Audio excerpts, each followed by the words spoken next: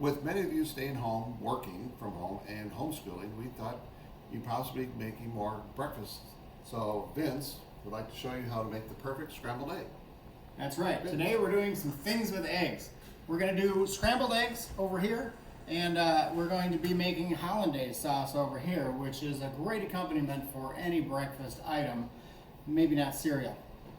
So I want to start off with the ingredients that we're going to use and the equipment that we're going to use. So if you do want to follow along with us, maybe you can gather these things before we start this video and make these delightful breakfast items with me. So to start, we have clarified butter, we have 3 egg yolks, some white wine, a lemon, a little bit of Tabasco sauce, and some Worcestershire sauce, or however you would like to pronounce that.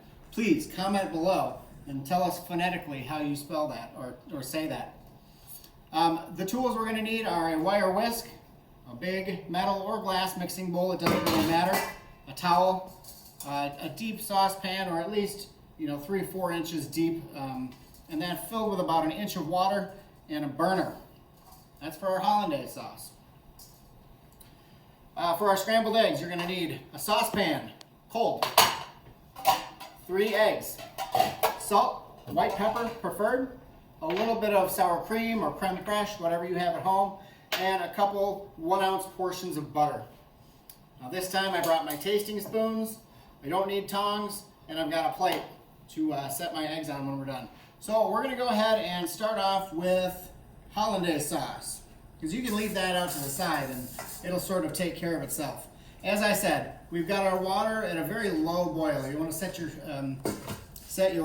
burner at a low, medium low, and then get your eggs in your bowl. If you want to follow along here, I'll just kind of whip some air into those eggs before we start to heat them up. The more air you can get into these, the more that's going to allow that butter to incorporate into it later. Add a little bit of salt, help break those eggs down a little bit of white pepper. Let's get down. Put them over the heat. I should say indirect heat. This is flame underwater. So we're getting the heat from the flame, but it's not directly impacting this metal. If the heat were touching directly, of course these eggs would cook very quickly and you just have kind of a gross mess. You want to keep stirring. You want to keep getting air into these yolks. Now with 3 eggs, this is going to be a quick process. When we do this at night, for our dinner service, we do this in much larger batches, and it does take quite some time. Always moving it, waiting for the color to change. I don't know if you can see this, but the color's gotten just a little bit lighter. And it's starting to thicken up a little bit, so we're going to take it away from the heat. We're good. Alright, we need to thin that out a little bit. So we're going to add a little white wine.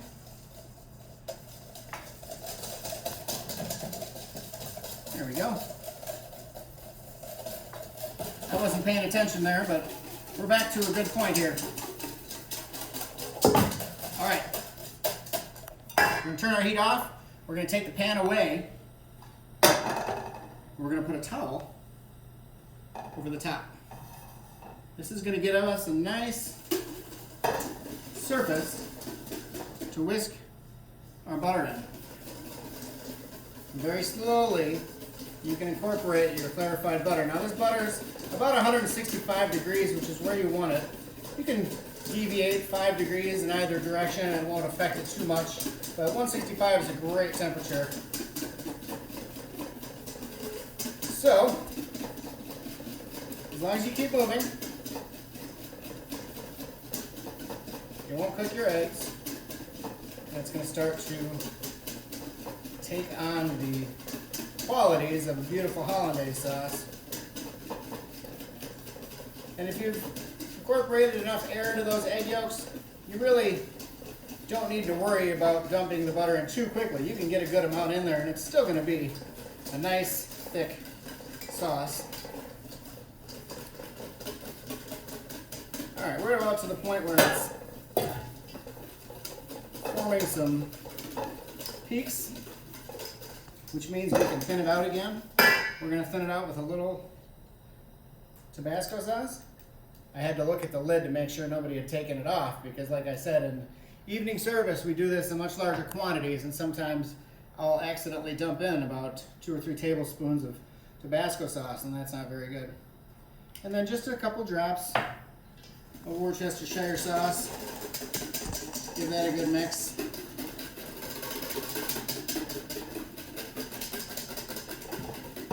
And if you want it a little thinner, you can add a little more white wine. It's not going to hurt. It's important to add that if you need to fix this, you can always add a little cold water. And when I say fix it, I mean if you've made it a little too thin, or I'm sorry, a little too thick, you can dial it back with water if you don't have white wine. I'm actually going to try to thicken it back up because I thinned it out too much. There we go. There it is. Beautiful. So,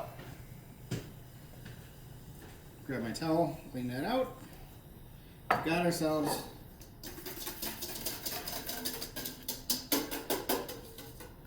a lovely Hollandaise sauce. And see, this is, I messed up. See, I have a whole lemon here, which is of course not what we intended to do. We wanted to put a little lemon juice in there. So I'm actually just gonna go ahead and add that anyway. I'm gonna add it right on top, and since we have spoons here, and we all make mistakes, right? We just spoon that right in, and it's no big deal. The acidity in the vinegar and the lemon are what really brighten this sauce up. So you don't want to forget the lemon. It's beautiful. Absolutely perfect. All right. So, Hollandaise sauce you can put on anything. You don't have to save this for breakfast. You could, if you watched our last video, you could certainly put this on top of a tenderloin steak. You could add a little tarragon and have yourself some béarnaise sauce. And it's really a versatile sauce. I think it goes well with anything. So hopefully, if you're trying this at home, you have a very similar color, result, consistency. And that'll sit just like that. If you keep it in proximity to some heat, it'll stay like that for hours if you give it a good cover. We're gonna move on here. One of our most popular breakfast items here is scrambled eggs. It's a tried and true breakfast item, and I think we do scrambled eggs here better than anybody around. All right, so we're gonna start in the same fashion. 3 eggs, not 3 egg yolks. If you want, you can crack your egg on a flat surface, and it lessens the chance that you'll get egg shell in with your scrambled eggs. If you crack it on the corner, it's going to create a lot more fragments, a lot sharper fragments, and that's just one of our techniques. So I'm going to put in 1 ounce, 1 tablespoon, of cold butter. I'm going to turn on the heat to about medium-high. I'm not going to add my salt and pepper just yet, but I am going to start really whisking this in there. The cold butter helps keep that temperature from getting too high. This is pretty critical toward the end of the process when you want to make sure it doesn't cook any further, that you have it already at a low enough temperature to where we add the sour cream is going to be the final step. And you'll see that that helps cool the eggs down. And of course, whisking in the butter at this point is going to make it very creamy and delicious at the end. We're not adding milk to our scrambled eggs, of course. Butter is way better than milk in my opinion for scrambled.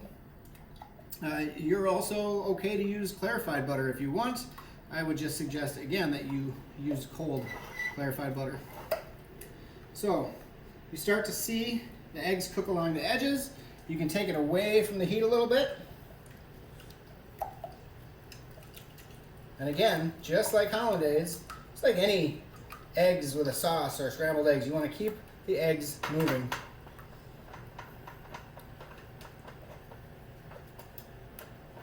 I see that butter is almost melted. And we want it to keep doing the same thing, so we're going to add our other tablespoon of butter. You can see the steam coming off of there. It's a great sign that we're really cooking here. And we just keep moving. Keep going and going and going. Keep in mind too, the pan you use could be important in all this. I'm using a very thick bottomed, heavy bottomed pan, so that's going to keep a lot more of the heat inside of it. So I'm going to take these off a little earlier than I would normally at home where I don't have this really nice equipment. Now, as you're doing this at home, you probably will be doing this for more than just one person. I would recommend 2 to 3 eggs per person. And if you are getting into the range of 6, 9, 12 eggs, you're going to want to use a whisk because if you're using a flat spatula like this with much more ingredient, you're going to get a lot of splashing. That would be my recommendation. It's what I use at home when I make scrambled eggs for the kids and the wife. And we keep moving and keep moving. We're so close here, folks. And you can see there's just a little bit of moisture left in there, so we're going to take it away from the heat.